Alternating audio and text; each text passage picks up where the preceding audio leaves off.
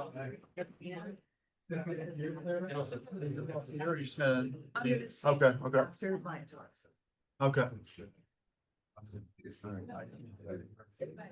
Can you check if I'm on there?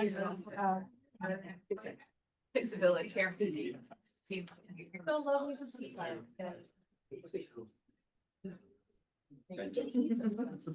you gonna? Oh, no, I actually have to go to. It's not on. Oh, no, it's not on. It's on there. Yeah. Don't turn it off.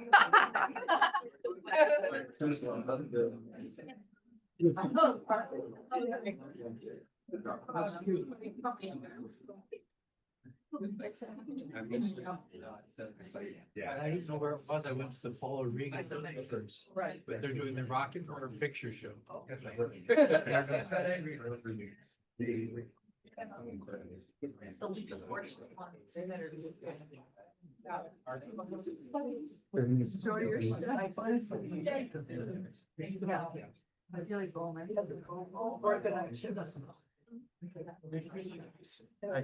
coming. Here's. Good night, Mike.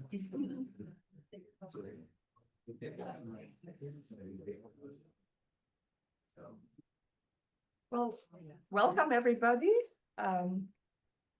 Oh, can you just admit more people? Oh, Thank you. yeah. Oh, sure. Great, perfect. Well, thanks for coming out on just the night before Halloween.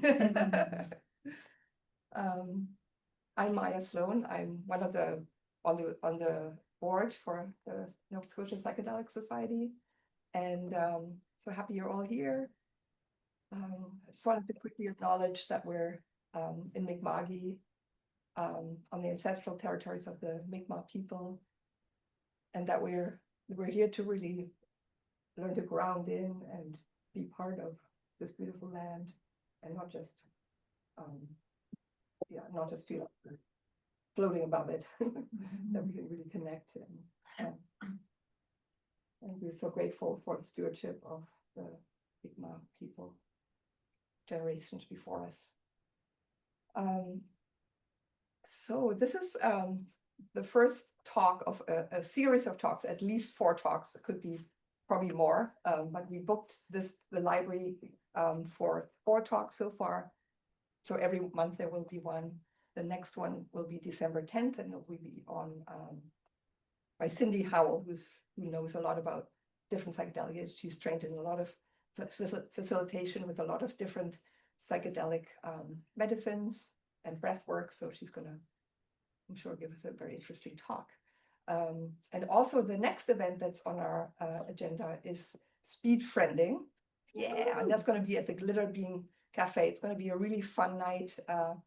Bring your friends and, meet new people. So we'll do getting to know each other and then moving on to the next person. And yeah, maybe talking about our psychedelic experiences might be what's going on. So this is a free event, but of course we need to, pay for the list provider and our website and everything else. So there is, I put a QR code there in case you wanted to make a donation, with your credit card or whatever. There's also a bowl for cash here. And there's also a sign-up sheet for our mailing list, if you're not on the mailing list yet. So I think that's what I wanted to share so far. And now Sarah's going to introduce our speaker. What time is it? Hello, my name is Sarah. And I'm also a board member on the Nova Scotia Psychedelic Society. Thank you so much for being here and coming in this evening. It's a pleasure to welcome you all to this talk on psychedelics and healing. And I'm honored to introduce our speaker, Dr. Mustafa Abboud, whose journey beautifully bridges science, medicine, and the deeper dimensions of human experience. Originally from Clare, Nova Scotia, Mustafa Abboud completed his MD at Sherbrooke University in Quebec. After his medical training, he was passionate about surgery and pursued a residency training in ENT. See During it. his residency, he pushed through the intense surgical environment with grit and determination, but ultimately burnt out. Taking time off, he turned to meditation and introspection, uncovering the body's innate ability to heal. This journey ignited a profound Kundalini awakening process, a powerful process of emotional upheaval and physical transformation, revealing the deep link between repressed emotion and chronic symptoms. Through his own healing from migraines to burnout, he realized Western medicine often overlooks this mind-body connection. Reinvigorated, he found new purpose to help others heal by integrating emotional awareness, balanced living, and scientific insight. Mustafa completed training in family medicine, then expanded his approach to include more holistic and mind-body healing methods. He studied mindfulness-based pain management, trained in trauma healing therapies like EMDR and internal family systems, also known as IFS, and learned how psychedelic-assisted therapy can support deep emotional healing. He even spent time in Ecuador practicing compassionate clowning with Patch Adams, bringing joy and connection to those.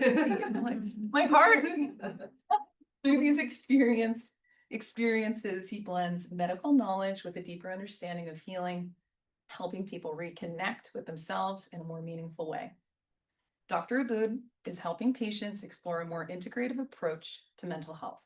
He helps clients going through spiritual crises, as well as those wanting to gain emotional awareness and resilience. He offers one-on-one mind-body support, group meditations, EMDR, IFS-informed therapy, psychedelic-assisted psychotherapy in ketamine and psilocybin, and applications through the SAP process for psilocybin. And he is a physician at Holos Integrative Health.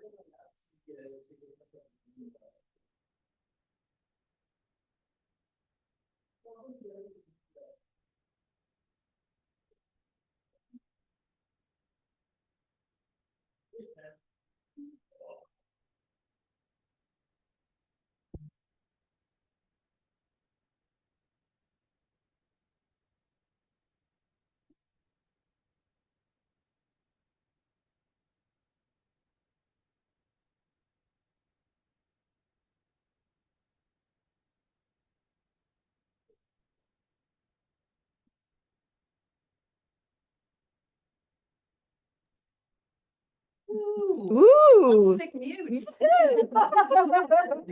guess that audio is quite better. It's there. working now. Okay, perfect. Okay, thank you. So I guess, can you hear me well? I guess we'll try that, and if they don't hear, they'll let us know. Oh, Okay. yeah, so for me, so what happened, I was studying in surgery and pushing myself, diagnosed with ADD. And in the intense surgical environment, trying to be that surgeon, I had created that identity for myself of who I needed to be. And despite that, I burnt out with all that pressure. And that's when I started meditating. All these things started to come up, the migraines, the physical pains, IBS-like symptoms, tinnitus, vertigo.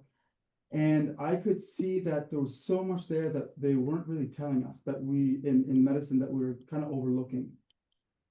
So that's what really, really inspired me to go into these types of therapies. So now working at Holos Integrative Health, so this is conflict of interest declaration that we offer the MDMA, psilocybin, and ketamine-assisted therapies.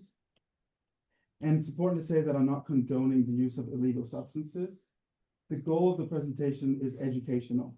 So to promote awareness of these novel therapies and hopes of advancing research, supporting advocacy, and moving the step of therapy forward. It's not yet standard of care, so the research is in the works. There's a difference between recreational and therapeutic use. I think it's important for people to know. In this presentation, we're talking mostly about therapeutic use.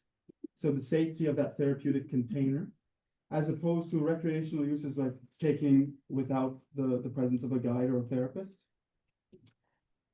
Recreational use can have benefits. There are people who have benefited from it, but we're mostly talking here about therapeutic use, which has a lot less risks. Also, I should say that there's always risks to buying illicit substances and non-regulated substances. So an overview of what we'll be going through tonight. So just an introduction to psychedelics in general. We'll be talking about the psychedelic-assisted therapies, what it entails, mechanisms of healing and effects. That'll be a big part of the presentation. And at the end, we'll talk about the different disorders that can be treated or improved or healed with a psychedelic, so mental health, as well as physical conditions. And I'll also talk about the benefits for meditation practice and spiritual practices. So as we were saying, the mind plays an important role in disease, and there's a lot more research that's coming out on this.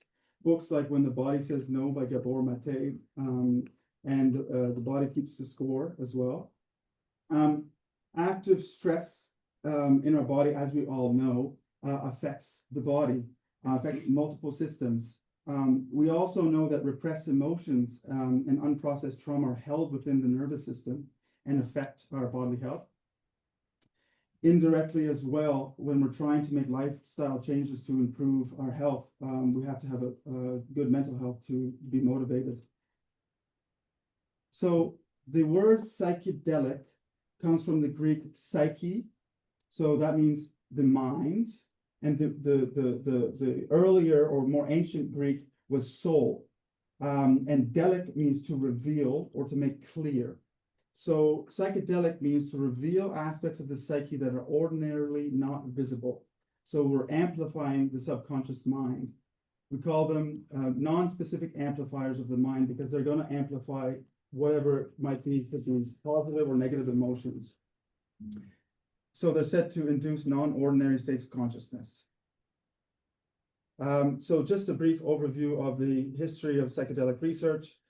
So, well, before all the research, this was used for thousands of years in religious traditions, shamanic practices, to heal mind and body. The Swiss chemist Albert Hofmann discovered LSD in 1943. Accidentally, he had dropped some on his hand when he was looking through substances contained in ergot, and then it was synthesized, and then that's how he got some on his hand. Synthesis of psilocybin was in 1958, and a lot of research was done in the 50s to the 70s, and then it was halted there was the war on drugs when LSD and psilocybin became Schedule I substances in the United States and throughout the world. In the 1990s, there was a psychedelic revival. So a lot of people see the psychedelic revival as in the early 2000s, but there was a couple studies, one study on DMT in the 1990s, and then in 2006 with psilocybin Griffiths et al. So that's what kind of kickstarted it. And it has been going exponentially. It's been increasing, especially with these therapies that have gotten breakthrough status with the FDA, which means that they're highly important and that they're wanting to drive the research. So it means psilocybin, and I believe possibly also DMT. So psychedelics when we're talking about psychedelics, we're at the intersection of science and spirituality. The way that I see it is that they're not mutually exclusive. The big commonality that we can see between these two is the notion of interconnectedness. So we see that in science, we know it with the quantum field, quantum entanglement, mycelial networks going between trees' roots, connecting the trees, communication among insects and all sorts of animals. So it's that interconnectedness, and in our spirituality, there's several definitions. I didn't want to try to break it down there, but yeah. So it depends on your views. Religion can be a part of spirituality, but spirituality is much larger than that. Sometimes spirituality may become ungrounded, and so therefore science is helpful sometimes in being a compass as to what is true. Science, on the other hand, is based on these hard facts, and spirituality is based on inner experience, which is not always easy to prove or to show. But for an example, meditation is something that has been shown to be very helpful and correlated with neuroscience. So these are some of the classical psychedelics. I'll show you the other ones. Magic mushrooms with the active ingredient psilocybin, which is converted into psilocin. And that has been studied in several things we'll talk about: major depression, alcohol use disorder, and nicotine use disorder. And currently it's there's a phase 3 trial for major depression. So that's hopeful in the next coming years. Hopefully if there are positive results, that could be FDA approved. DMT, phase 2 studies, so not as big. LSD, there's a phase 3 study for generalized anxiety. LSD is a synthetic, whereas the other ones are natural occurring compounds in nature. So here you see all the classical psychedelics, as well as ketamine and dissociatives.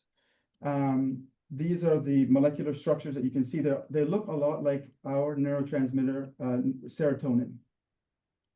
The interesting thing, if you can see over here on the right, mescaline is from several different cacti, notably peyote, is also similar to MDMA. So that they share some characteristics, and apparently the journey can resemble similar to MDMA. So here again, now some people classify these differently. For sure, the classical psychedelics are these first 5: psilocybin, LSD, DMT, which is the active ingredient in ayahuasca, but it can also be smoked, and 5-MeO-DMT. So that was found in toads, and other, actually, I think it's just toads, and then mescaline, which is in the peyote cactus. So the most powerful of those are DMT and DMT. They when they're smoked or vaped, the experience is very rapid, very intense, and then a quick decrease. Psilocybin, LSD, and mescaline are longer acting. And then we could talk about the so MDMA, which is an entactogen. Entactogen means to touch within. It could also be called an empathogen, so generating a state of empathy. Ketamine is a dissociative anesthetic that was discovered in the 1990s as they were giving it as an anesthetic. And when they were doing that, they realized that a lot of the patients their depression was improving. Ibogaine, it comes from a root in Africa, the iboga plant, and more complex mechanisms of action that I won't go on. And cannabis has some psychedelic properties. So what does psychedelic-assisted therapy look like? So there are several stages. So the first is screening. So we want to look with the patient if they have the indications for having the therapy. And we want to also make sure that there are no contraindications, schizophrenia, psychosis, bipolar affective disease, and even borderline personality disorder in some studies. And then there's also cardiac, liver, kidney issues, as well as high blood pressure. So those are all things that we'd be checking for before enrolling someone. And then there's preparation. And so this is really important. The preparation, there's a lot going on, but the big things are the therapist will be guiding the patient as to how to approach their journey, what kind of experiences they might encounter. And the big thing is developing a relationship with that person, because the psychedelics can make one very vulnerable, and you have to be with someone who you really trust. The dosing sessions, so it can be 1 to 3 with MDMA, usually it's 3 for PTSD, psilocybin 1 to 2 often, maybe 3. Ketamine might have more journey days, but they're shorter. Integration would be between sessions or after sessions, and that's to try to take down the information that you got during your journey, to try to integrate it into your everyday life, into your behavior, to try to understand what the medicine was trying to teach you. The current state of psychedelic-assisted therapy in Canada. So currently, because it's illegal, but because they've shown benefits, we need to go through Health Canada's special access program. And so that's a lengthy application, unfortunately. What they say, the medications that they will accept, or the treatments that they will accept, are treatments that are for serious or life-threatening diseases, and for which we don't have any other good treatments. And so serious or life-threatening, we don't really know what they mean by that, but we know that they've accepted, so treatment-resistant depression, end of life, so cancer-related depression and anxiety, and one case of cluster headache. And that unfortunately had to go through the Supreme Court, but hopefully that will open it up for cluster headaches as well.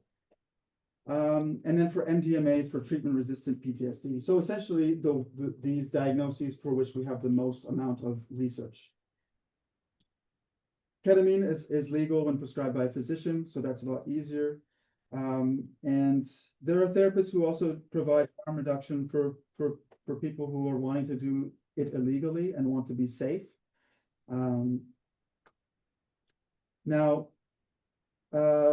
So there are 3 big hypotheses. So what drives healing? There's 3 big hypotheses going on, because it's really complex. There's a lot going on.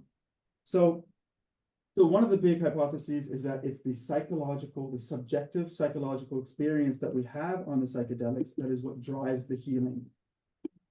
An argument against that could be that for certain therapies, you don't require a big psychedelic experience to have improvement in mental health, depression, for example, with transcranial magnetic stimulation. Psychedelics, the second would be that psychedelics through the neurobiology will have an effect on the neurons, the inflammation, neuroplasticity, to therefore have the effects. And that the psychedelic experience is a byproduct, but probably necessary in that treatment. The third would be that it's only the neurobiology and the experience has nothing to do with it. And so I find that hard to believe, because when you're activating certain neurons in these ways, I have a hard time believing that it wouldn't create a psychedelic experience. However, there's research going on with specific agonists to the same receptors, the serotonin receptors, based on psychedelic research to see how they're working. They're using similar methods of action to try to see if those types of novel therapies would help. And the advantage of that would be that patients would be able to benefit from the treatment without needing to undergo an intense psychedelic experience. But I'm skeptical. So this is a review article on the understanding the neuropharmacological and psychological mechanisms. It took me a whole weekend to just read this one article. And so on the neural level, which is the most complex, I kind of give the most understandable diluted form. So just know that I'm not a neuroscientist. I can't give you more. So I'll go through first the neural level. and then the psychological, and then after that, we'll talk about the pharmacological. So the primary causal mechanisms are still poorly understood. One big thing, though, is that psychedelics seem to help for so many different mental health diagnoses, as well as physical conditions now. So what is it that is doing this? We call this a transdiagnostic therapeutic potential. So that's the question to keep in mind when we're thinking of the hypotheses. There has to be something that would explain them all. And so it could be that they have a common cause that we're affecting, or it could be that the medicines have several methods of acting for the different diseases. So how does it work on a biochemical level?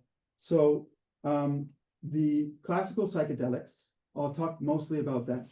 The classical psychedelics will connect to the serotonin 5-HT receptor. And this causes an activation of what's called the psychedelic pathway. And so even though it's activating the same receptor, because of the type of receptor that it is, it will activate different intracellular mechanisms.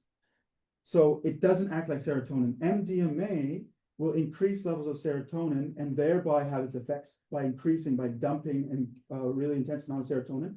Classical psychedelics can be very small quantities and they affect the receptors differently. So it's this psychedelic signaling pathway that activates the 5-HT neurons, and those cause a dump of glutamate. Glutamate is another neurotransmitter in the cortex, which is the highest part of our brain that makes us different than animals, or it's thicker than primates, for example. And that glutamate dumping will activate a lot of different things in the cortex. So here you see the scheme of the 5-HT neuron that's in the brainstem, and it goes all the way up to the cortex. And what you can see here is that there's a release of BDNF. BDNF it causes neuroplasticity. We'll talk a little bit about it later. And then you can see that the neurons develop all these dendritic spines, so they're able to connect to more neurons.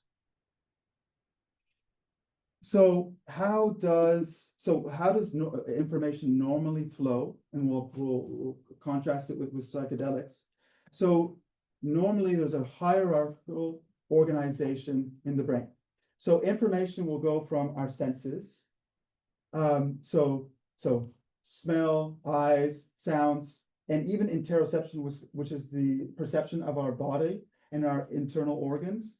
All of that information is going into the brainstem through the spinal cord or through the cranial nerves, and it gets to the thalamus. And the thalamus is like the switchboard.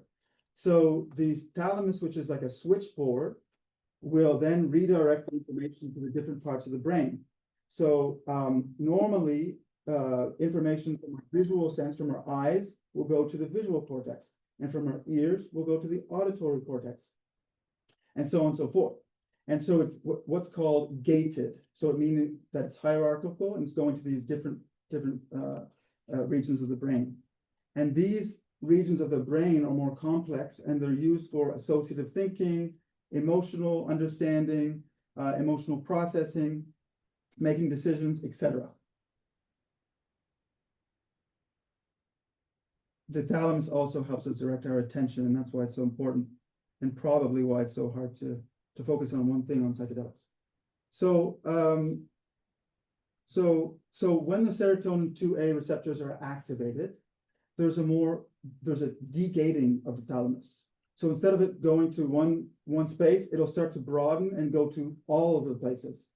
And so that has an effect of, let's say, the neural circuits that are coming from the sensations of the body might go to the visual cortex, and the auditory sounds might go to the visual cortex, and that creates a sense of synesthesia. Synesthesia is the combining of the senses. And another thing that happens is that there's an increased communication between brain areas in the cortex. Music may therefore be also more powerfully linked to emotions, as it can also go to the emotional networks. Another interesting fact is that one of the highest places of concentration of serotonin receptors is in the visual cortex, which could explain why there's so much visual phenomena. And here, this is like a classic, you'll see this everywhere, and it just shows the degree of increased connectivity with the psychedelics. This is for psilocybin. And so you see where there's few links between the different brain areas, distant brain areas. Now there's an intense interconnectedness. And it's not haphazard, okay? It's not just random. It's a more adaptive rewiring. You can have maladaptive rewiring that might come with other like drugs, for example, methamphetamines that will have a negative or maladaptive rewiring pattern. And then there's these new connections between the higher brain regions. So that makes it easier to understand disparate thoughts, to make like connections between distant ideas. It helps with the emotional processing and the changes in beliefs and perception. And then there's this, so there's this entropy, which is a measure of the brain activity complexity. And that's one of the premises of the rebus model. And so that's like a scrambling of the cortex creates a shutdown of some of the major networks. And one of those networks is the default mode network. And that has been the subject of a lot of interest. So the default mode network, what is it? Well, when they look in the neurophysiological studies with fMRIs, the default mode network is more active in self-referential thinking. When we're thinking about ourselves, we're thinking about our past, our future, we're thinking about what's going on with our day, kind of ruminating, our autobiographical memory, the sense of who I am, okay? That's important because it's linked to the ego. We'll talk more about that. And an overactive default mode network is related to rumination and a critical thinking of oneself. It's also interesting to note that experienced meditators have a decrease in default mode network activity. So you see it with these meditators, prolonged meditators, they as well. And so there's this loosening of these rigid default mode network patterns. So that can help break out of these maladaptive thought patterns seen in mental health diagnoses. And so now I just wanted to put a kind of a psychological, kind of like a framework for people to understand what I'm going to talk about. And this is just this is the one that I use, but there's so many that are used by different psychotherapists. And what's interesting is that the psychedelics seem to talk to the person who's taking them in the language that they understand within their network framework of beliefs. So, for example, if they're more in psychoanalysis, the person who's treating them was using more psychoanalysis, it might be seeing it from a psychoanalytical perspective. If it was more cognitive behavioral therapy, it would be in that perspective. And that's the beauty of it. Well, there's several things that are beautiful. So how I see it, and I find this very intuitive for myself, and I find it's helped me a lot with my journey, is the internal family systems therapy perspective. So this perspective is the idea that our psyche is composed of multiple parts or subpersonalities. They're basically different neural networks that activate in different situations. And so these parts, there are three main types of parts. There are parts, let's say we are traumatized as a child, or someone put us down or shamed us. It was really painful. And because we didn't want to feel like that, we had to push it down. So we call those parts of our personality the exiles. So we've exiled them. And they hold intense emotions, the traumatic memories, as well as extreme beliefs about oneself, like I'm no good, nobody likes me. And those are kind of pushed down, but they're always there in the background. And then we develop these other protective parts of our personality to try to protect us from ever feeling like that. And we can have proactive protectors or reactive protectors, and they all come together and they make our personality. And then there's an idea that there's something else that's not a part like the other parts, which is self energy. And so it seems to be a fundamental truth, but in spiritual traditions, religions, there's different names for that self. It could be called the soul, the spirit, the higher self, the deeper self, Atman, Buddha nature, all sorts of names for the same inner wisdom that is accompanied with compassion,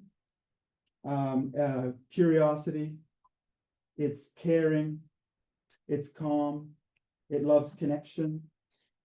And so that in my practice, I think is really important, because often when we find that, like, let's say there's this pain down here, and we know that that's what's driving our behavior and that's creating our suffering, we're like, okay, I got to get down there, I got to get it out. But it doesn't work like that. You have to go there with self-compassion and calm and openness to be able to witness and understand what that pain was about. When we're a child, the experience was overwhelming, but as we grow and with people who help us, then it becomes understandable. And then we can go there with that self-compassion. So the big thing that is different and I find is important is, in a lot of therapies, we might stay on the surface.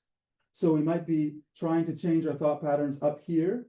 But in these types of therapies, mindfulness, EMDR, IFS, and psychedelics is about really getting deep, somatic therapies, about really getting deep. And so that is the commonality. And the big thing is like our self-love. With psychedelics, often we discover, oh my God, I can love myself. I don't need someone else to give me that, right? And that's very powerful. And so healing happens through witnessing, as we said. And then there's this concept of the inner healing intelligence. Whether or not that's the same thing as the self is hard to know. My impression is that it might be something a little bit different. And this was coined by Stan Grof, who was one of the big psychedelic pioneers. It's some sort of a driving energy, which is what I experienced in my kind of awakening. Everything was just coming up. I wasn't doing anything. I wasn't trying to fix myself. I was just observing and witnessing, and it was just coming up. And so there's something within us that is driving the healing process. It's kind of like when we get cut, we might get stitches to try to put the cut back together, but we don't think of how we have to heal it. The healing happens. And the stitches would be kind of like our awareness. Our awareness is what's essential for the healing process to unfold, the curiosity.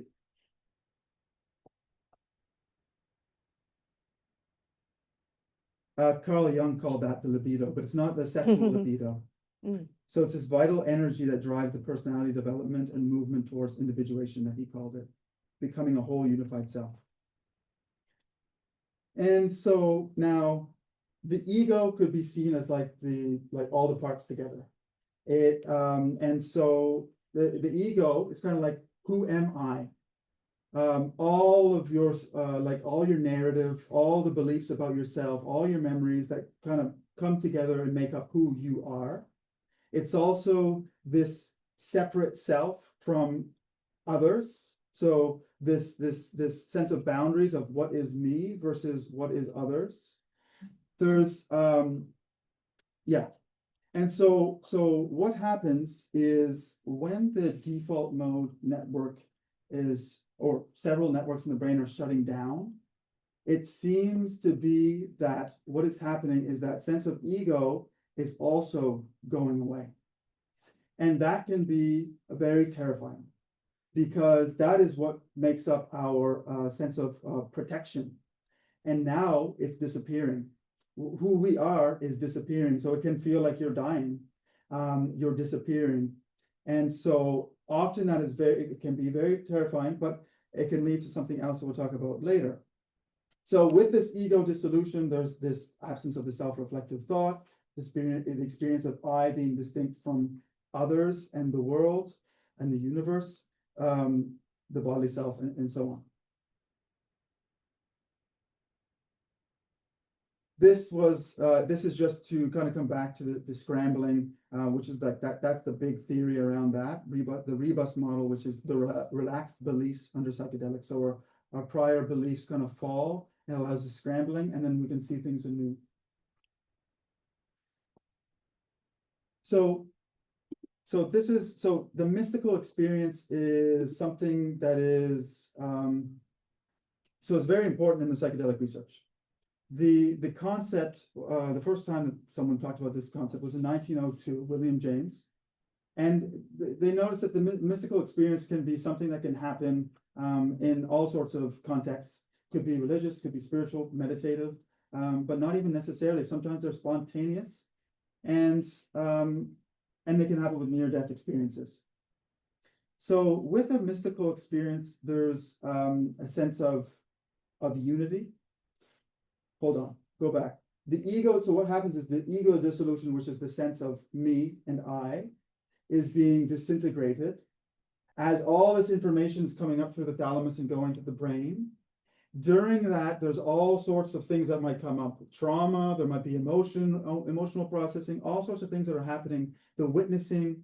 And then as finally the ego dissolves, then you're left with something else, which is what is underneath, which is correlated to that mystical experience. And so what's really interesting is that the mystical experience, it's with so many people who have the same characteristics within that experience. So through different cultures. So the characteristics, and there was a questionnaire that was developed to kind of pick this up in research. The characteristics is that there's a sense of unity. So a connectedness to all people and all things, that may be experienced introvertedly. So I am connected through myself to everything in myself and without. It's also felt to be very precious. So one would say sacred, or with reverence.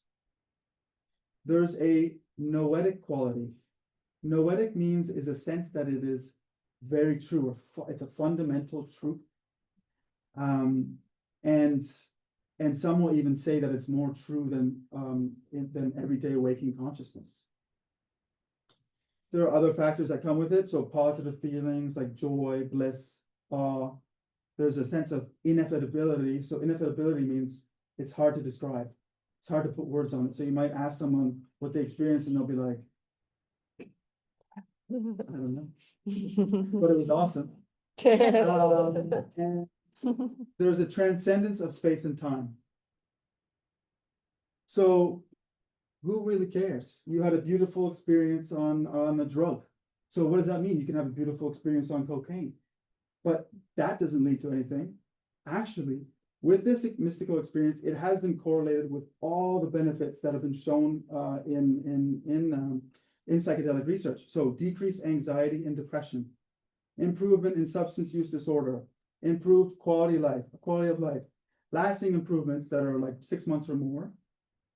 It's associated with positive changes in attitudes about oneself, life, emotions, behavior, spirituality, even trait changes we'll talk about. And that's really hard to change often. And the other thing that's important about that is that those experiences, when they asked the participants how meaningful it was to them, up to 85% of people said it was their most, in the top 5 most meaningful experiences of their life, akin to having a child, their marriage. And then also 60 to 80% would say that is amongst the 5 most spiritually significant experiences of their lives. So there's something fundamental about that, but we don't know really what's going on. Roland Griffiths, who's the big pioneering researcher who kind of like brought that back in 2006, he says there's a level of meaning making that comes out of these experiences that ends up rewriting the personal narratives about oneself and their place in the world. This accounts for enduring changes in the fact that people become behaviorally more flexible. If you rewrite this underlying operating system, everything can change. So it could be that, but it could also be an umbrella concept where there's a lot more that's happening under the surface than we can put words on.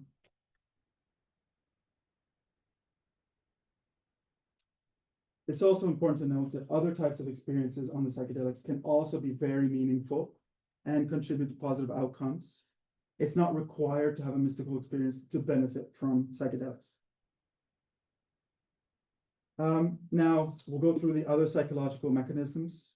So a sense of awe, which is very important in one's life, gives a sense of meaning. And again, rewriting those scripts. There's the concept of the non-selective amplifier. So all of these emotions are coming up to be processed, the traumas, and because they're seen with this compassion, that's really what makes the psychedelic a little different, is that it's like, it's not taking you over as much as there's a sense of calm, and there's a sense of, it's okay. Yeah, I went through this experience, but it's okay.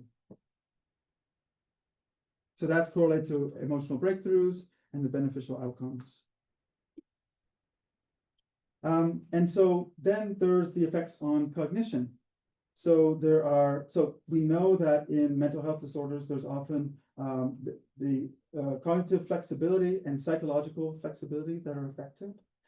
And so obviously during the psychedelic experiences, that's all profoundly affected, but afterwards there's prolonged effects on psychological flexibility. So psychological flexibility is the ability to stay grounded despite a lot of emotions coming up, and so that you can behave along your values, and so that you can do your value-driven action, and that was associated in the studies to reductions in depression and anxiety. There's a cognitive flexibility also, scores increase. Cognitive flexibility is the ability to like switch between tasks, concepts, rules, and adaptive thinking. So obviously that could be helpful as well, but it wasn't correlated in the studies to a beneficial effect.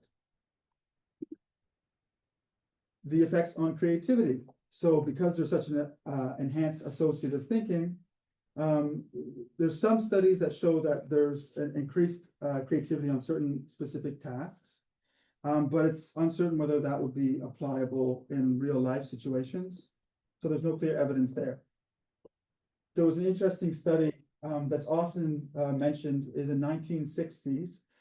They took a lot of engineers, architects, and artists, I think it was in Silicon Valley, and who all had different problems that they needed to solve.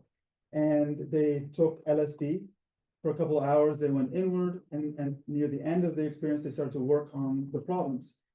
A huge majority of those people, 44 out of 48, sorry, there were 22 participants, but 44 problems out of 48 were solved. We don't know what they mean by solved in the research. It's interesting, but it's also preliminary evidence, and there's no placebo control. This is interesting as well. So these personality traits. So apparently, the increase in trait openness is one of the most cited things about psychedelics. Is the fact that there's an increase in openness. There's all these different trait changes in different studies. So increased openness, decreased neuroticism. Neuroticism means like intense reactions to anger, fear, possibly overreacting, and the perception that things are a lot worse than they are. And then there's also increased agreeableness, and those are lasting long time in the studies. And that is remarkable because I was saying that those trait changes are rare, that you can change those in adulthood. There's lasting changes in beliefs, worldview, metaphysical beliefs, enhanced perception of meaning, afterlife, and other personal beliefs about oneself. And the last psychological mechanism that we talk about is this social and environmental connection.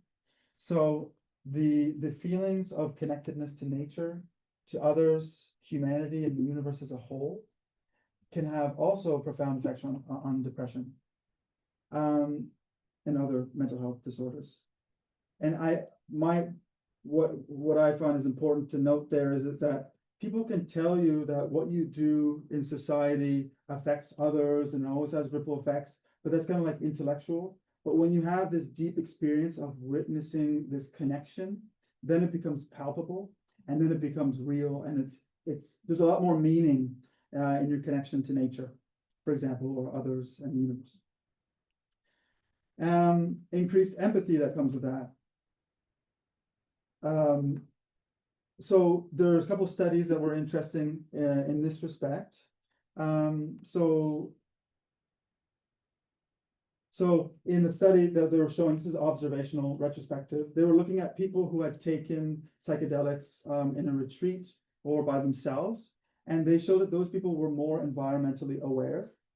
And then there was a retrospective survey on people to see if the psychedelic experience was correlated to changes in trait, exploitative, entitled narcissism. So that's very interesting. So narcissism would, this exploitative, entitled narcissism would be basically, I'm entitled and I'm ready to exploit others to get what I want. So that's a big thing in society. And so if we can make a change there, that would be very, very helpful. Yeah.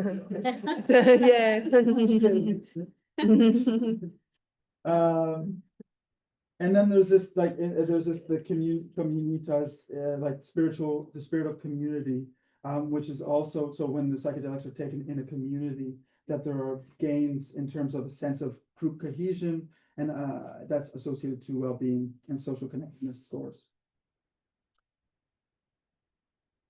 So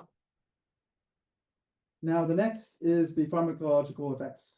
So the first would be on plasticity, which is very interesting, and we see this with all the psychedelics. So in a lot of mental health disorders, there's a decrease in brain-derived neurotrophic factor. That's the one that we were seeing earlier that increases the connections between the neurons. It creates an increased functional and structural plasticity. So that means not only are neurons that were already there starting to activate more, but also neurons start to connect to new ones. And so synaptic growth, complexity of dendrites, and the number of synapses.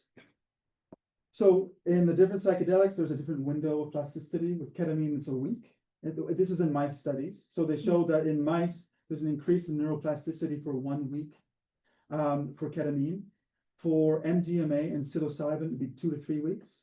For LSD, it'd be around 4 weeks. And for ibogaine, it's like weeks and weeks and weeks. And ibogaine, that's probably one of the reasons why now they're studying it for neurodegenerative diseases like Alzheimer's and Parkinson's to see if it might be able to increase the amount of neurons. And that's also important to know because that's where we want to try to do the integration, because there's just still cognitive, there's still a lot going on in that time. And now the pharmacological effects on, so anti-inflammatory effects. So we know that also inflammation is associated to mental health disorders, but we don't know what is cause or effect, maybe both, because there are some studies where there's toxins that are put in the people and then they might become more depressed. But we also know that, like I was saying, like these repressed emotions, the trauma, the stress also increases inflammation. And so whether it be directly by reducing the inflammation through certain of the receptors, or whether it be by improving the mental health, it's hard to suss out. So for those who are interested in the cytokines and all that, it increases it decreases the pro-inflammatory cytokines and it increases the anti-inflammatory cytokines. So those pro-inflammatory cytokines there, TNF alpha, interleukin 6, interleukin 8, those are all associated to multiple types of cancer, as well as autoimmune disease. There's one placebo-controlled study that showed that in healthy participants taking a macrodose of psilocybin, at day 1 afterwards, there was a decrease in TNF alpha, but that didn't persist. And that at day 7, there was actually a reduction in interleukin 6 and CRP. And those were actually correlated to better mood and outcomes, social outcomes. Now, could it be through the microbiome? We hear a lot about the microbiome lately and how that affects the mind. There's this important mind-gut association, the gut-brain axis. 90% of the body's serotonin and serotonin receptors are in the intestinal mucosa. So not in the brain. Wow. And so serotonin is known to interact with the gut microbiome. They've seen in different studies. So for example, this one in animals, that there was more bacterial abundance with psilocybin. With LSD, it would affect the gut microbiome of mice, and then there would be pro-social effects that were associated. Indirectly, psychedelics may affect the microbiome again, indirectly through vagus nerve stimulation and decreased stress response. Now, I feel like this is a question that everyone has, is are psychedelics safe? And when we're talking about the benefits of psychedelics, I feel it's important also to talk about the risks. So there was a lot of misinformation in the 60s in the context of the war on drugs. They would say, for example, that you might go blind staring at the sun if you take LSD, or that you might get permanent brain damage. Now, those were not true. There's no known lethal dose for psilocybin or LSD. And, but psychedelics can be abused. They can be misused. So used in a dangerous way, in a dangerous context. For example, you take the psychedelic and you're walking on the street and you start to look at your hand and you say, wow. And then you start to walk in the street and the car hits you. Or let's say for some people, they might feel like they can fly and they try to jump off of a building. Unfortunately, the psychedelics have not given us the capacity yet to grow wings. We'll see. It also doesn't allow you to teleport through windows. So they can be abused, but there's risky use and there's that less risky use, which is in a therapeutic context, or with the presence of a sober guide. And when they're used like this, they are very safe. So this was a study that was done in England. It was in 2010, and there were other ones that replicated this. I couldn't get the whole paper, but I could get this graph, as well as other people who have heard talk about this. So when you look at the risks of different substances, always on the high side, number one in terms of risks to others is alcohol, of course. Right. And then there's heroin and crack cocaine come in second and third. In terms of harm to oneself, it's heroin, crack cocaine, and methamphetamine that are on the top, and alcohol is like fourth. And on the other side, way on the other side, you got LSD, which is third lowest, which is harm to users, and that'll probably be the kind of things we're talking about, and mushrooms, which is the lowest. And so you got like, this is like broken down into all the risks more in detail.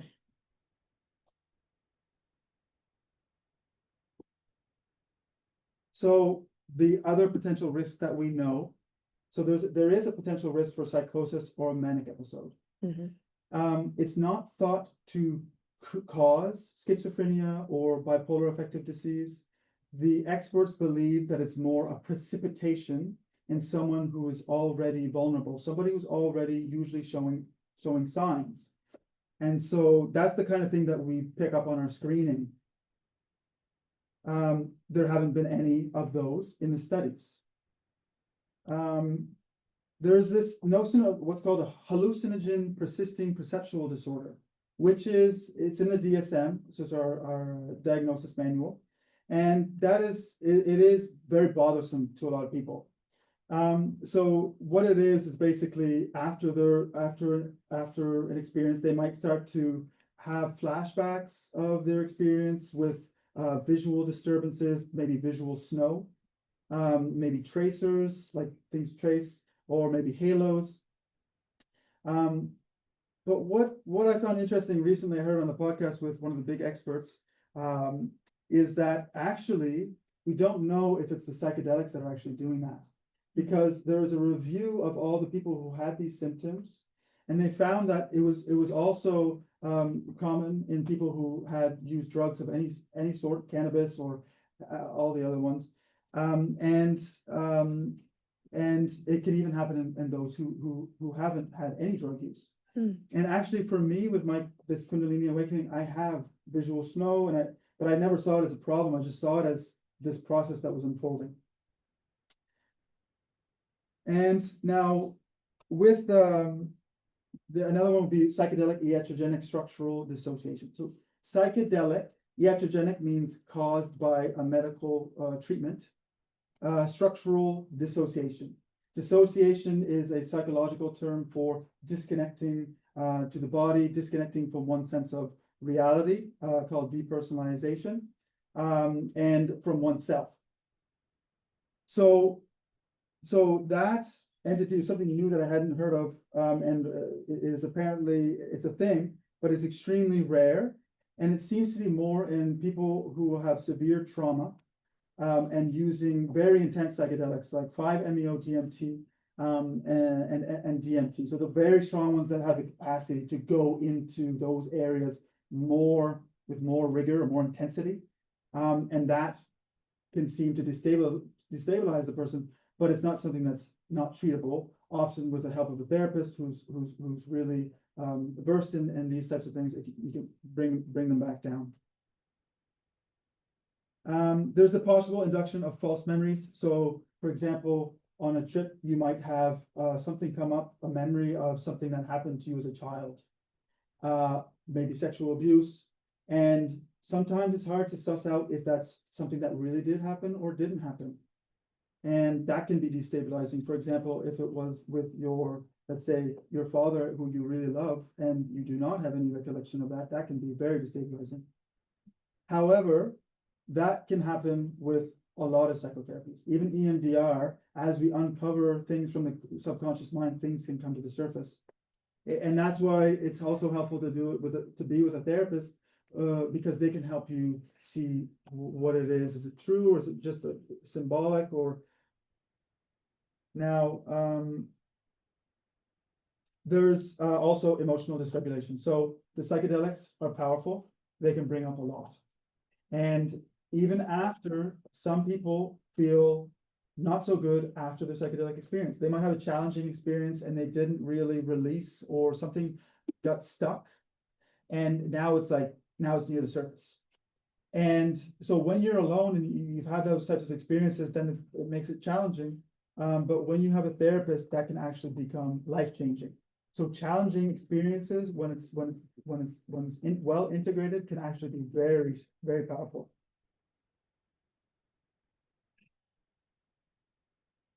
And then the last is suicidal ideation. So in this systematic review was done on all sorts of different types of studies, observational, retrospective.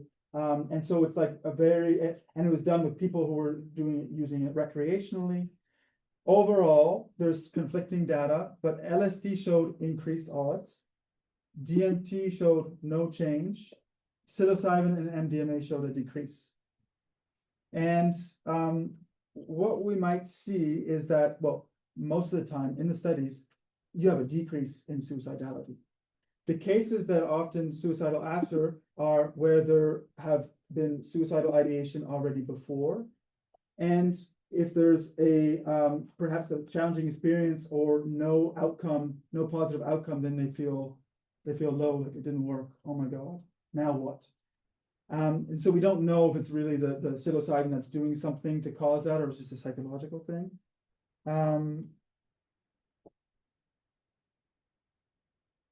And physical harm, as we said, in spinal cord injury, this is just a super little detail. It can cause a serotonin-like syndrome, which is not deadly. Serotonin syndrome is deadly, but this is not. Okay. Now, moving on to the studies on all of the different mental health diagnoses. So as a preamble, there's a significant burden of mental health in Canada. In their lifetime, 14% of Canadians will experience major depressive disorder, 13% generalized anxiety, 21.6% substance use disorders, and in eating disorders like 0.3 to 1%. The burden on the economy, or it would be around $50 billion in 2011. And when I looked at this survey, it was increasing. And so, and those are direct or indirect costs, direct like hospitalization, therapies, as well as the indirect causes on burden, let's say absences from work or etc. So with the current treatment paradigm, it has improved a lot.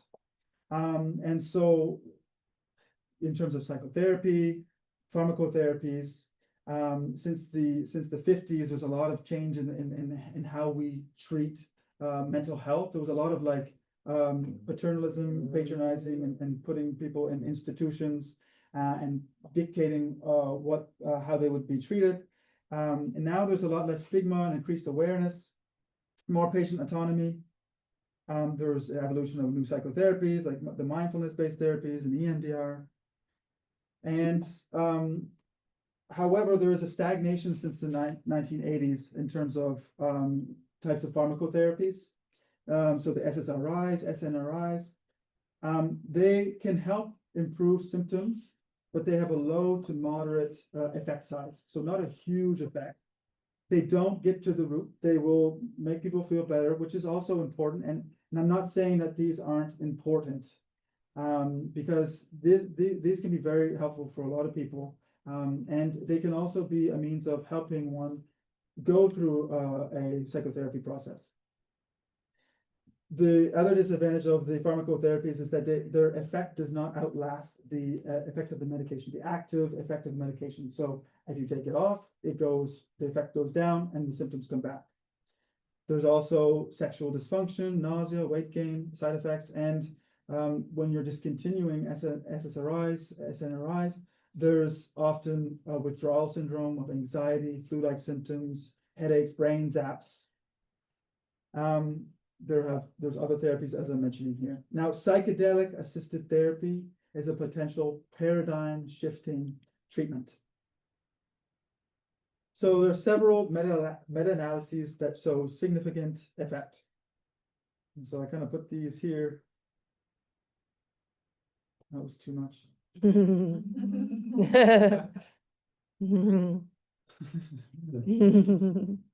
So essentially, different meta-analyses for depression, showing the benefits of psychedelics for depression.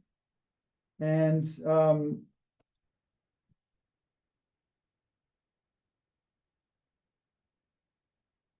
start the next one.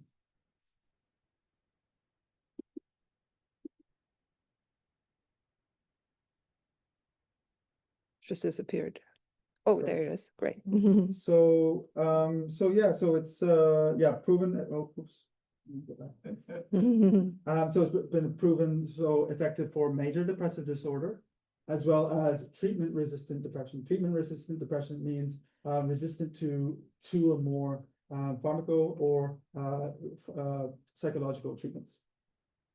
And so, as I was saying, these advantages, kind of like saying kind of same things, that with psychedelics, there's a long-term effect, which has been shown to be up to 12 months with 1 or 2 doses. And lots of reports of remission over years, but we just don't have the studies of that length. There's a larger effect size, so we call it a large effect size, meaning it has a bigger impact, bigger ability to improve, but that's not comparing head-to-head psilocybin versus the antidepressants. There's a study that I'll show you after. And the effect can be very rapid, whereas with the SSRIs, it might take 3 to 4, 5, 6 weeks. With the psilocybin, it might be rapid. However, you're probably going to have to go undergo the preparation and all that, which will take a couple of weeks as well. And the side effects are transitory, but you don't get all the sexual dysfunction and the emotional blunting. Also, psychedelics are said to be anti-addictive. So in the research on psychedelics, there's a lot of limitations, which is always the big thing, because when you're taking a psychedelic and you're in a room with a therapist and they don't know, no one knows if you got the psilocybin or the placebo. But after a couple of hours, it becomes very apparent. And so everyone can induce. So even like what they try to do is they try different medications or very small doses of psilocybin, but still it's really hard. And so And the placebo effect is very powerful, and sometimes it can actually match the effect size of the studies. So it's a big problem. So there's also the problem of generalizability among the studies, that often these studies are done in people who are very healthy, limited health problems, as opposed to in real life. And there's also, but we know also that it is safe in end of life, even with these patients with cancer diagnosis and all that, who are lots of medical problems, and it's safe. The comparison with the established treatments is limited, and there's long-term safety is not established. And these therapies are not for everyone. You have to be ready. So this is one of the meta-analyses, and this is in the British Medical Journal. And then you can see all the effect sizes, if it interests you. And basically, if these lines are passing through 0, that means that they're not effective. But there's all these studies, 9 trials, that show that they're effective for primary depression, meaning depression without a cause. Secondary depression would be secondary depression in, for example, end of life. And they show benefit for both low dose, so 10 to 15 milligrams, which could be maybe, it's very difficult to make the association between dried mushrooms, but maybe 1 to 2 grams. And then the high dose, which is 20 to 25 milligrams, which would be maybe 3 to 5 grams. And then this study, this is the first head-to-head trial of psilocybin versus an antidepressant. So this is like a big thing. So psilocybin with psilocybin dose with a placebo during 6 weeks versus a placebo and escitalopram. So some people were getting the psilocybin, and some people were getting the placebo, and the people who were getting the placebo then went on to have escitalopram for 6 weeks. And they started at 10 milligrams for 3 weeks, and then they went up to 20 milligrams, which is basically a full dose. And compared to psilocybin plus a placebo, that was like the antidepressant. And so what they showed is that with the psilocybin, there was a decrease in the QIDS SR score for depression by 8 and -6 for the SSRI. This is a graph showing here on the lower, the decrease in depressive symptoms with psilocybin and the decrease with escitalopram.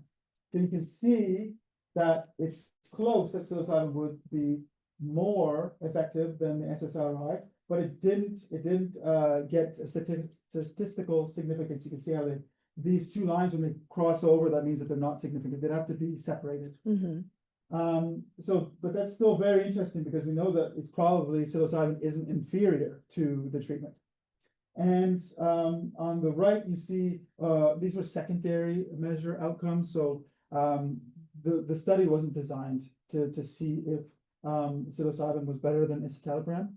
However, it did favor psilocybin. It shows that there's probably something going on there. So increased well-being.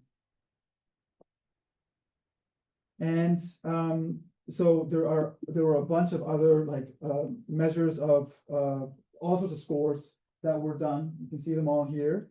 But essentially, psilocybin was showing decreased avoidance scores. So a decrease in avoidance of emotions or uncomfortable thoughts.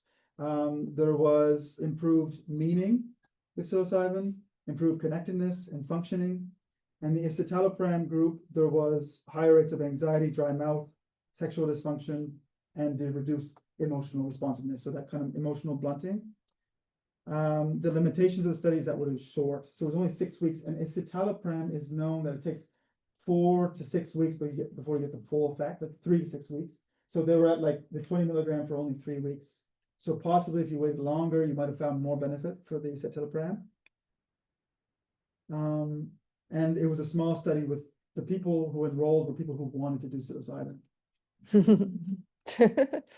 So now this is the studies on psilocybin for end-of-life anxiety and depression. So there are several studies that show benefit, and I'm just gonna kind of show important ones. This one was at Johns Hopkins, 51 patients with life-threatening cancer, double-blind crossover. And they showed that there was large decreases in clinician and self-rated measures of depressed mood and anxiety. Decreases in the death anxiety, which was the main reason why they were doing it. Increased quality of life, life meaning, and optimism. And at 6 months, 80% show clinically significant decreases in anxiety and depression. 80%.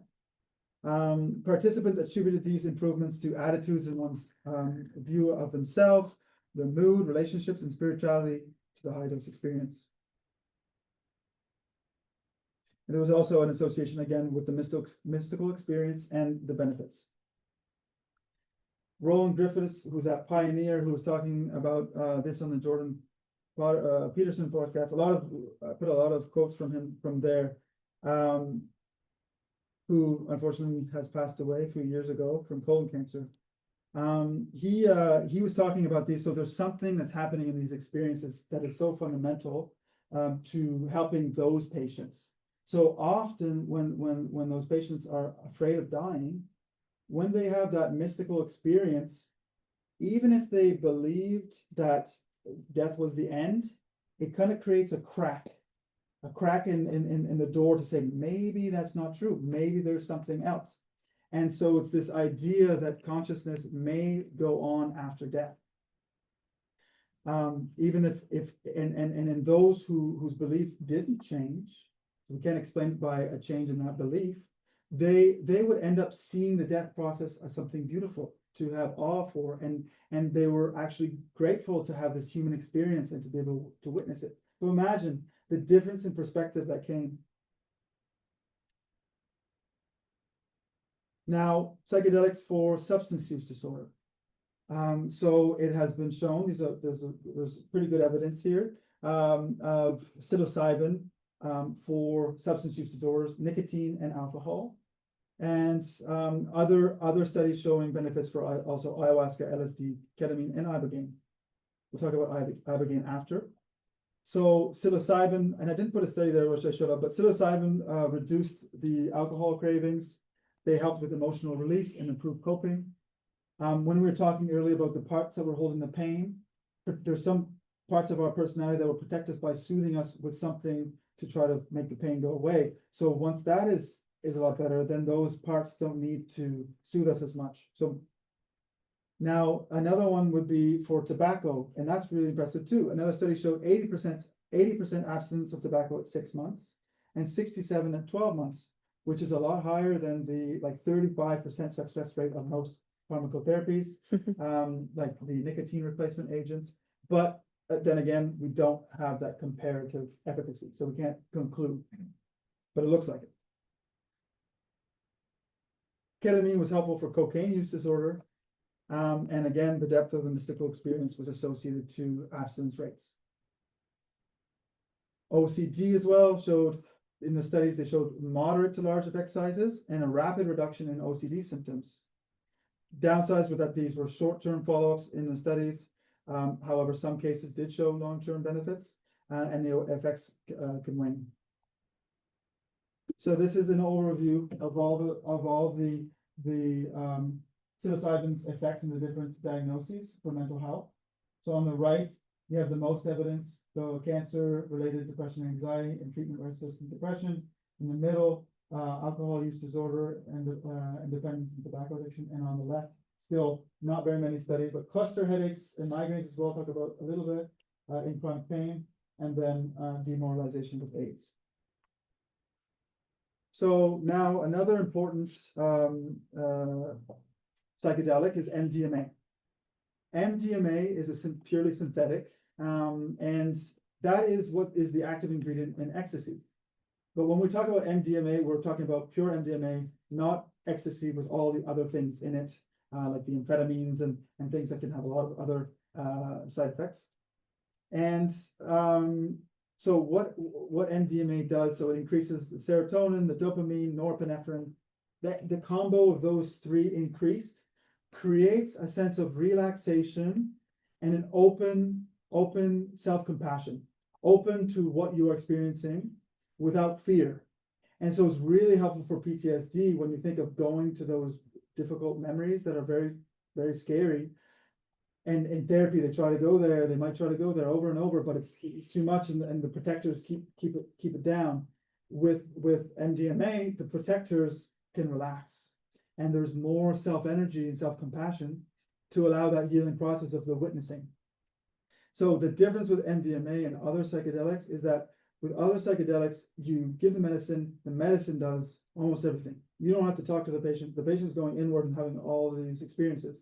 With MDMA, it's a little bit of both. And so sometimes the therapist will direct a little bit to try to help the participant, to guide them to go inward. Because if you did MDMA without that guide, you might just have a good experience and you won't necessarily get to those areas. So MDMA has really high level of evidence. This is just one of the trials this is a phase 3 trial. So it's a randomized placebo-controlled trial. The 3 doses of MDMA 4 weeks apart, and they showed significant reductions when compared to placebo in the CAPS-5, which is a measure of PTSD. 67% of the participants no longer met criteria for PTSD versus 32% of the placebo. That's also very, very powerful. And it had long-term remission, so at least 6 to 12 months and probably even longer. But there may be people who require boosters. So MDMA and PTSD, they got close to FDA approval, but there was one of the studies that was, unfortunately, there were ethical concerns, and so the study was retracted. And so it'll take another, I don't know how many years before that will go through. With ketamine, so this is one that's more available and easier for us to use because of the non-legality. So ketamine is called an NMDA receptor agonist. And so what that will do, it's complex, but one of the big things about ketamine is that it's a dissociative. So it disconnects you from your sense of body. And so that disconnection from body, because in our body we hold all our defenses, like I don't want to go there, I don't want to go there. With the ketamine, it's like it relaxes those defenses, and then you can go there. It's like it takes your hand to wherever you need to go. So this has also a very high level of evidence, FDA approved for treatment-resistant depression. It's also very high level of evidence for suicidal ideation. It also seems to be helpful for PTSD, chronic pain, OCD, substance use disorders, and even anxiety and palliative care. Bipolar affective disorder as well, but it's always to be considered whether or not the patient has had any recent manic episodes, because that can actually cause a manic episode. So it's a risk. So the difference between ketamine and psilocybin, so is the length of time. Ketamine is like 1 hour, psilocybin would be 4 to 6 hours. The type of experience and the intensity, psilocybin is powerful. It goes in, those classical psychedelics really go in, and ketamine is more gentle. And so it's less intimidating. The other thing is that ketamine needs to be repeated for the duration of effects. So, however, some people find benefit if they're doing really good integration and ongoing psychotherapy, that they won't need to continue the ketamine treatments. Ibogaine and opioid use disorder. And so this could potentially be very helpful. So because opioid use disorder is such a big problem, Ibogaine has the specific capacity to reduce withdrawal symptoms. So again, that was is that alkaloid in the root of the iboga plant from Gabon. And that creates a very intense trip. It's like a 24-hour at least trip. But it has risks. So there's a risk of cardiotoxicity and arrhythmias, which is potentially life-threatening. And so there's an important screening process.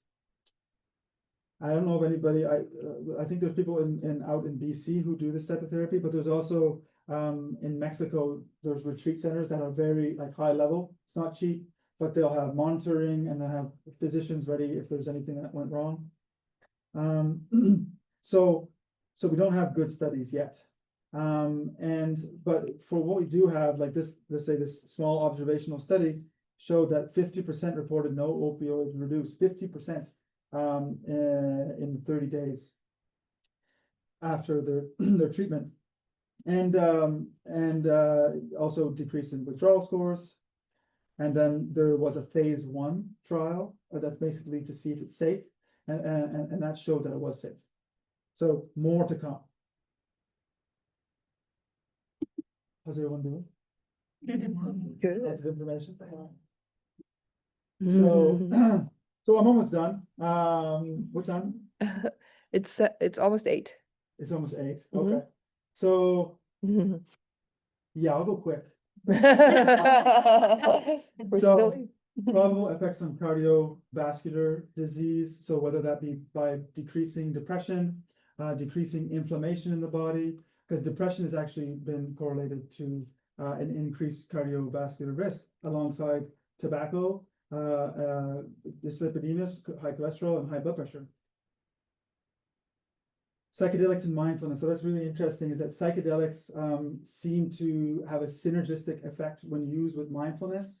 So in mindfulness practitioners that were beginning, the mystical experience helped significantly move forward in the practice and well-being.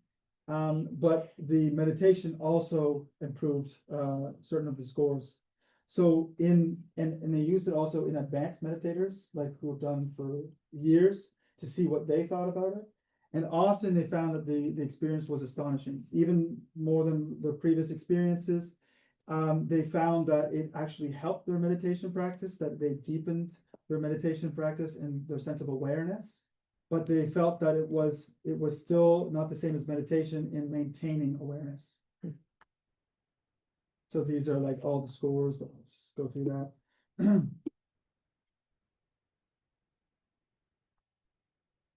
So now these are the last few slides. And so I found this is important because like now we're kind of starting to think of like how psychedelics can help with all these physical conditions. And that's super interesting, but and it comes down to the mind-body connection. And so chronic pain is multifactorial. Emotions play an important role in it. Trauma plays an important role in it. And with pain, chronic pain, there are neural circuits that start to overact and stay in a pattern. And there's a lack of neural circuits that shut down the pain. And so different things like mindfulness can actually help with chronic pain. And so there's the question: can psychedelics also offer the advantage over the opiates, that they're not addictive and they don't contribute to the crisis? And yes, even there's a study on MDMA reducing chronic pain for patients with PTSD, concomitant PTSD. These are the how it acts, cortical reorganization, and here are a bunch of other studies like conditions. So there's cluster headaches and migraines, fibromyalgia, but these are all very preliminary. But they're interesting, and I did a symposium with the pain and psychedelics and pain symposium this in September, and they were talking about there were all sorts of researchers that were showing their preliminary data. So it was like fibromyalgia was like decrease in pain, increase in quality of life, decrease in depression, anxiety. For patients with spinal cord injury, that was pretty impressive. There was a case series that showed decrease in pain, improved sensation, and improved motor function. So even nerves like starting to move more, like a person who's had a spinal cord injury for years. Not perfect, they didn't come back completely, but improvements within 1 hour of taking psilocybin. Phantom limb pain improvements, complex regional pain syndrome, and that's like poorly understood. There's like changes in the skin, like swelling, and somehow the psychedelic helps it. So long COVID, chronic Lyme. There's one case report of a woman who was like a PhD student, and she was very high functioning, and then she got COVID, and then she lost her capacity to even read.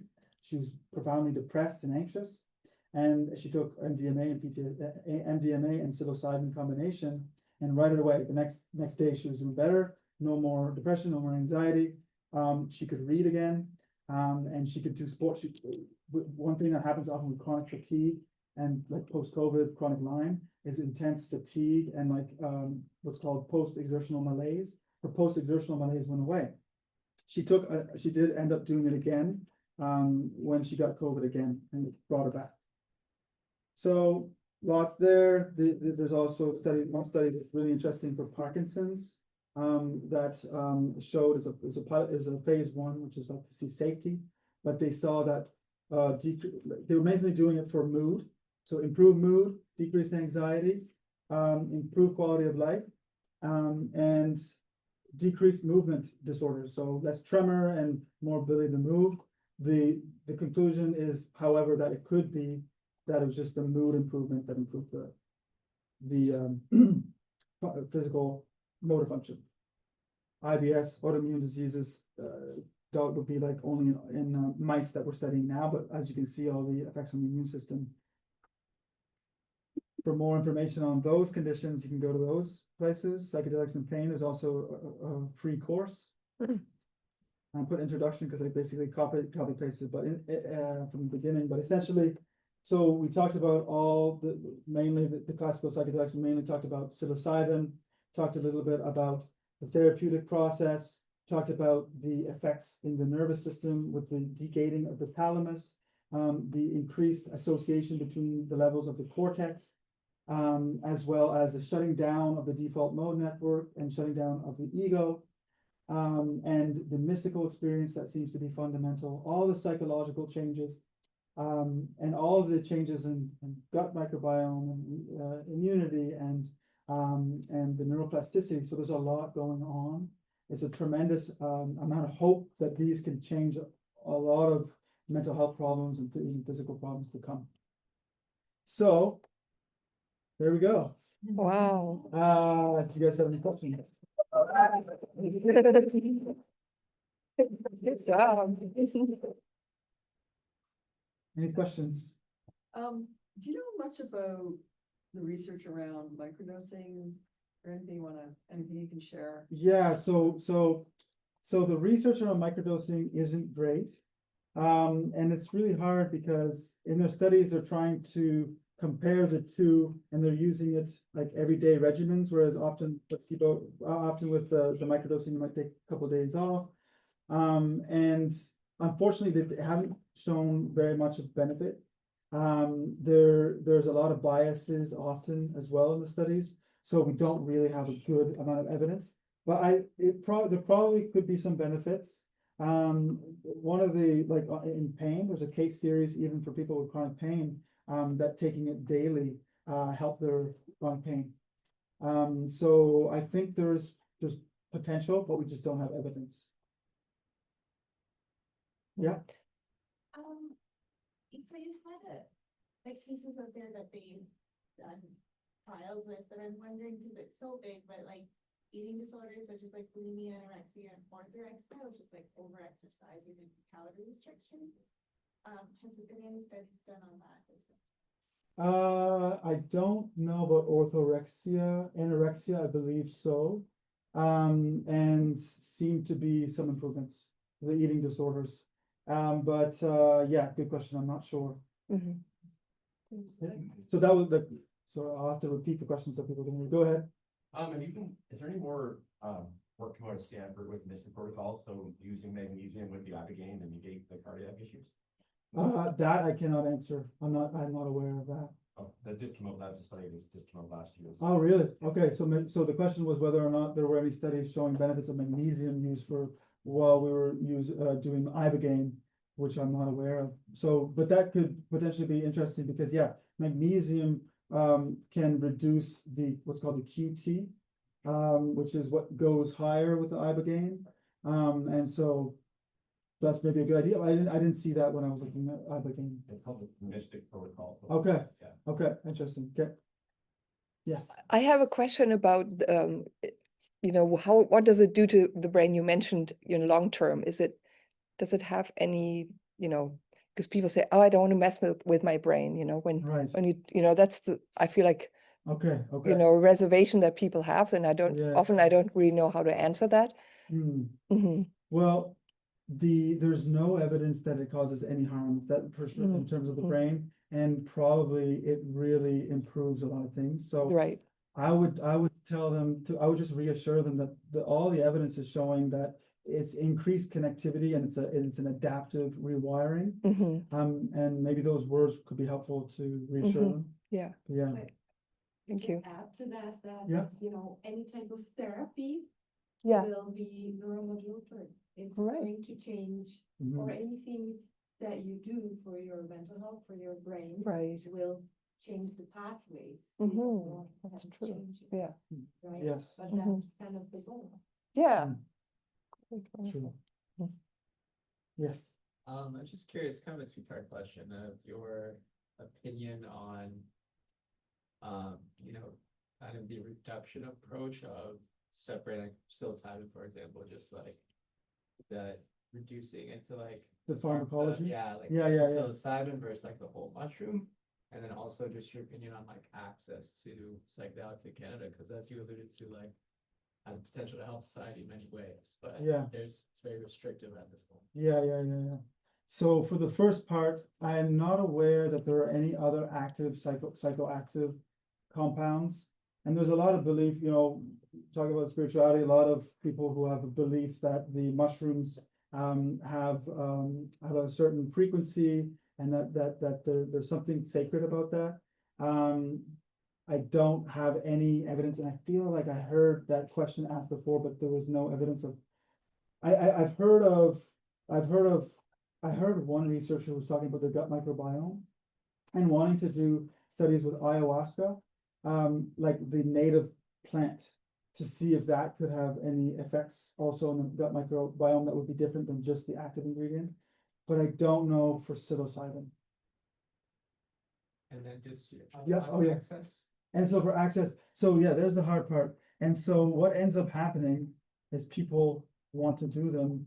And they often either will take them on their own or with a guide, or they might find a therapist who's open to doing harm reduction.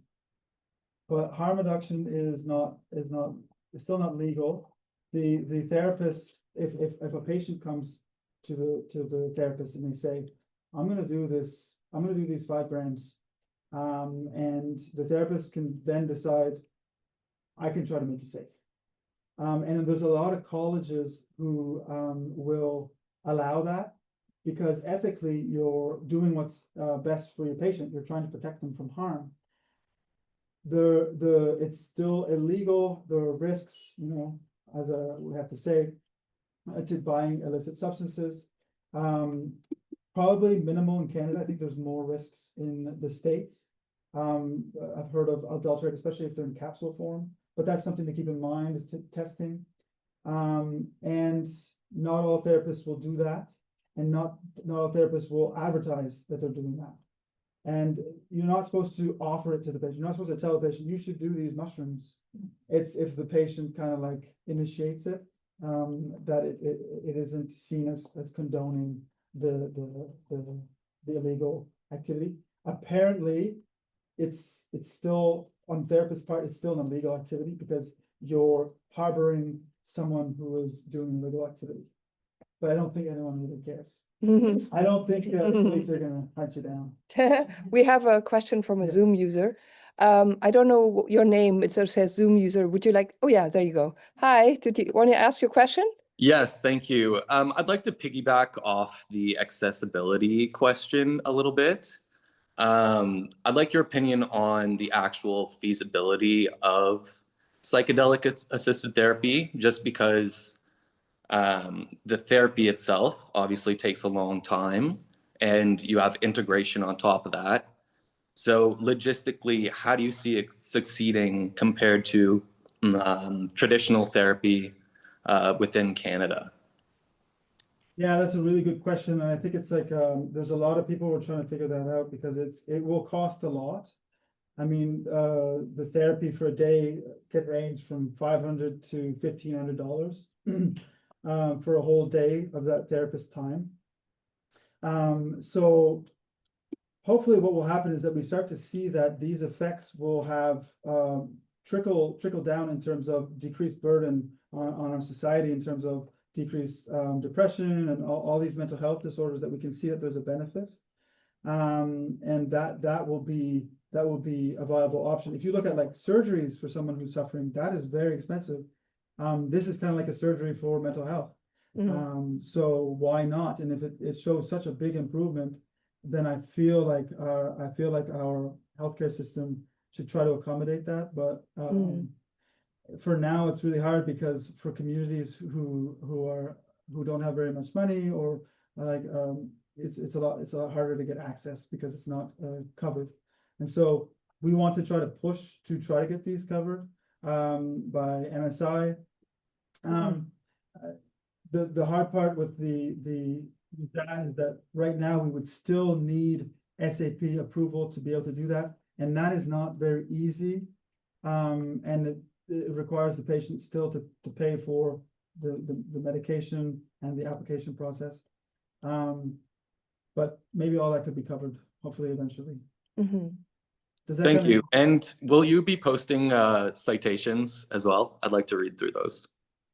Okay, I wasn't planning on it, but we can definitely get Yeah, you- just from the slides, just like a list or something. Okay, sure. Awesome. Thank you. Yeah, no Thank worries. you. Are you on the mailing list to, I think so, yes. wonderful, okay. Perfect. Anybody else? That leads to my question, which is, can you talk about your work? Sure. With Holos? Sure, thank you. So they're asking about my work at Holos. So my approach is like an integrative mental health approach. So really looking through all the physical conditions, just general intake, to try to see what are the other factors that can be contributed to your mental health in a negative way. So we go through sleep, we'll go through exercise, we go through diet, pretty detailed. And then I focus heavily on the mind-body connection. So I do mostly psychotherapy. So I'll use mindfulness in association with internal family systems therapy. And so I'm really interested in helping the patient heal themselves, because often with therapy, the patient can start to become dependent on the therapist. And one idea with mindfulness is that you're giving them the agency. And so I'm trying, but some people are in such a hard state that they don't have the energy, they don't have the motivation to learn. And so we have to try to find a balance. And so I integrate these different therapies, EMDR as well. And I do it based on like my understanding of the psyche, and then if we need, go to ketamine, other psychedelics if required. But it's like this kind of like trying to come at it from different angles. Yeah, so I do it. And I teach meditation, and that's open to the public. So if ever anybody wants to come. Teach a course on the psychedelic-assisted therapy? I don't. Are you looking for as a practitioner or? Yeah. So for psychedelic assisted therapy, to learn for practitioners, there's different organizations who do it in Canada. There's TheraSil. I believe MAPS Canada might do it, but there's also several organizations in the States. There's also Roots to Thrive on the West Coast. TheraSil is one of the big organizations that does the training. That's where we did it. That's where I did it. They do MDMA and psilocybin. And they're also very heavily into advocacy work for psilocybin, helping get it moving forward. Sure.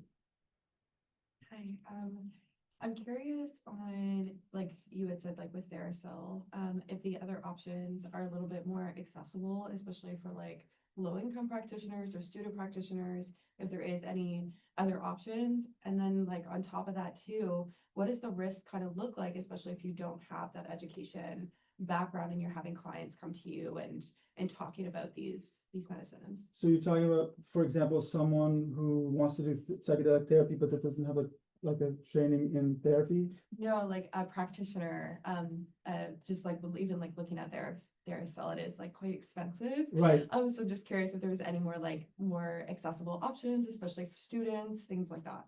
Yeah, I think I haven't actually, I haven't looked at all the different options. There are several in the States. I know that psychedelic.support has a program, that's available online, I believe. And I know that there's some, does anybody know of any other ones? Yeah, you're. University of Victoria has a psychedelic. Oh, right, UVic. Yeah, that probably wouldn't be cheap though, right? You've it. The University of Victoria.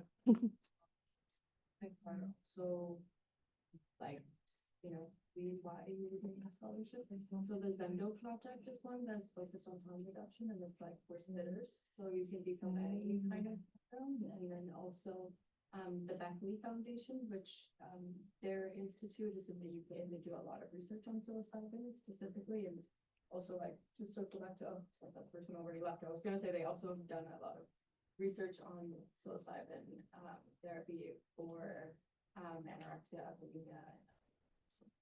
Okay, nice. So she was saying different options. So there was U Victoria, there was the Beckley Foundation, there was the Zendo project for not necessarily practitioners, but anybody who wants to be a guide or like harm reduction type style. Anybody else? Sorry. Okay, okay, no worries. So if you had, a client that is experiencing a lot of like ancestral grief and pain that came through in a session, I'm just curious your thoughts around, role of epigenetics in that, or physics, or all that stuff. Yeah, so I do have a strong belief that there's something going on in terms of epigenetics, with heredity, like things, traumas that are passed on to generation. And even in my experiences personally, it's as if I could see things felt like my ancestors, but I had never experienced them. And it happens to so many people. And so what really explains that, and in IFS, they call them legacy burdens, so that they're passed on. Some of those burdens might be passed on from parent to child, through their psychology and their beliefs and behaviors. The kids will emulate that and take it on themselves. But yeah, I think there's something there with the epigenetics, that it's not that it would that's how it probably would transmit. You see the effects, like what was it in Quebec, when there was the ice storm, that there was a lot of problems with, like, I think it was hunger, and in their children there was, I think it was more obesity or something like that. I can't remember what the relation was, but that was like there was a correlation through epigenetics to that trauma, because there was a scarcity. I can't remember exactly what it was, but something like that. I'm curious, and this is derailing from this train of conversation, but there was something that you talked about there briefly. There was a book I read a while back that was called Acid Dreams, and it was about like those types of experiments that they were doing in Silicon Valley and whatnot with LSD. One of the ideas with that was to be able to use it to implant like false memories in folks, but it didn't work actually with LSD. It was like not possible to actually do that. So what did you say that like 5-MeO DMT is what they're using that has proven to be able to implant false memories? So I think it's a concern with any psychedelic, but it's also a concern with a deep psychotherapy, because there's a lot of when content comes up from the subconscious, it can be dreamlike, and it can feel maybe real to the person, but it's really hard to suss out sometimes if that's real or not. I've seen people who it's happened with MDMA, and that they were doing it like recreationally, and then they had something come up, and so I believe that probably it could happen with other psychedelics as well. So that's a concern, but it happens rarely. Yeah. Maybe one question. Sure. Talking deeper about integration. Yes. A lot of people around, that are open a lot of things with psychedelics, and sometimes it's very much in a short period of time without the integration. What are your recommendations of when you feel that you're integrated to your last journey and to take a pause from psychedelics? So the question was regarding integration. Sometimes there were people who might be taking medicines. It sounds like maybe they're taking often. Yeah, yeah. So they might be taking the medicines pretty often and maybe not waiting enough time, and how to know how long to integrate before taking your medicine again. So when you're with a therapist, they can help you with that. If you're still dysregulated, like and there's still things that weren't resolved from your last one, then it's debatable, like maybe some of that dysregulation will be improved with another treatment, like MDMA, for example, they'll do every 4 weeks. But I get a sense that it's when there's like a striving part of their personality that's really wanting to heal and then pushing themselves, they're probably really overtired, they're probably not functioning well. So there'll probably be a lot of signs of the dysfunction that's probably not improving with several treatments.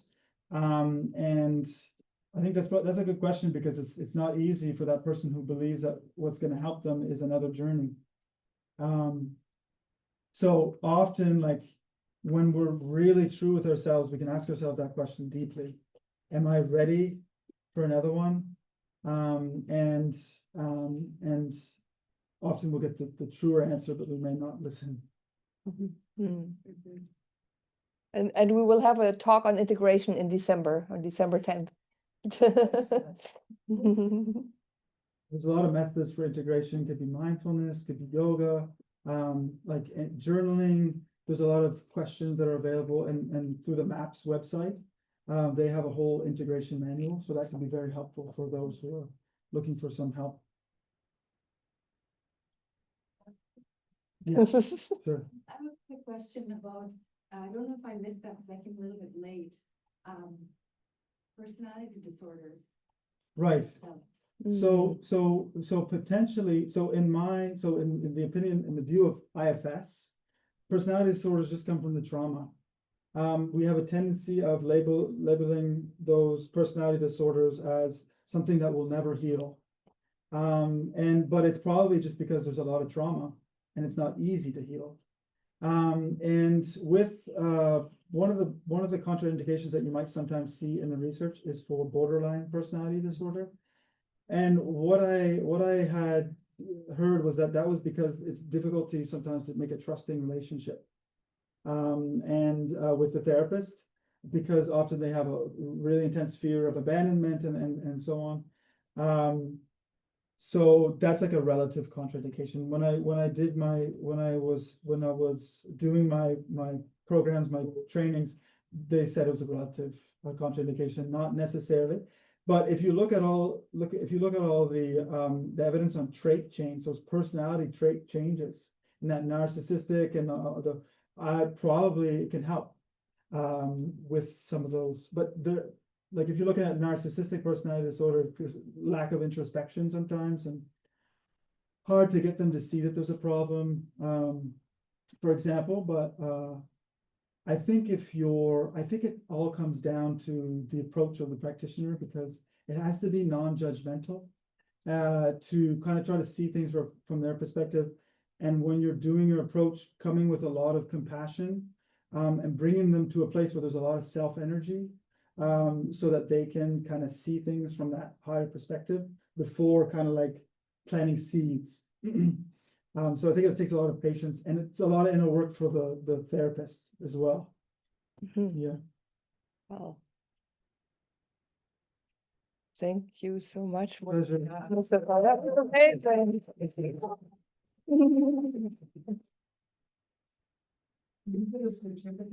Yes. That was such an amazing Thank job. you. Thank you so much No worries. Pleasure. for doing this for Pleasure. us. Yeah, no worries. My Yeah. pleasure. It's so important. Yeah.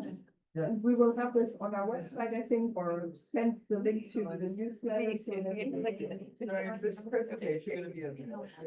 That's what I was using. Yeah. I'll try to, I'll try. So I wasn't planning on doing the PowerPoint because with the references, like sometimes I wasn't always. I mean, it's on this really presentation. Yeah, but I'm gonna try to make the whole list of references. So that you can send that and they should. Yeah. How much is I don't for the This is gonna be like carbon dual technology. Oh, pleasure. I'm a veteran. And yeah, I mean, it was ketamine assisted therapy. Okay. And it's worked well. Oh, wow. I applied there before and